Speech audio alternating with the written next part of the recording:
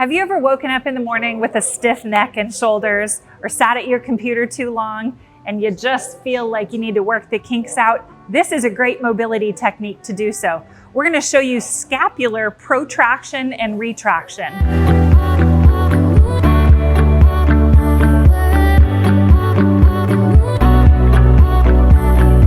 Funny word for saying that your shoulder blades go around your rib cage to the front and then you pull them around to the back. Ginny's going to go ahead and just put her hands together out in front of her, and without moving her body, reach towards my hand. There you go. So those shoulder blades are protracting. They're coming around her rib cage forward.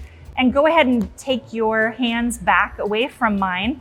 And she's tucking them back, pulling them back as far as you can. Go ahead, go back and forth a few times.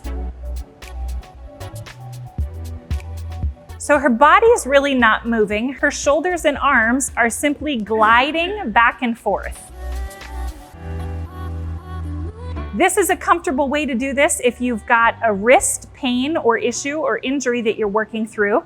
If you want to do this a little bit more advanced and get more wrist mobility, turn your hands inside out and go ahead and do the same activity.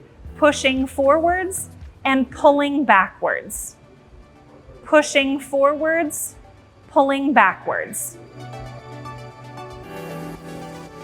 This is a great activity to also do seated in a chair. So go ahead and sit down and show folks how easy it is to sit with your back supported on her chair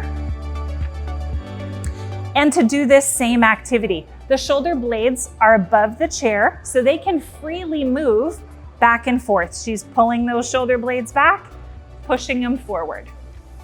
Have fun. Do about 20 or 30 of these, or just keep working until you work that kink out.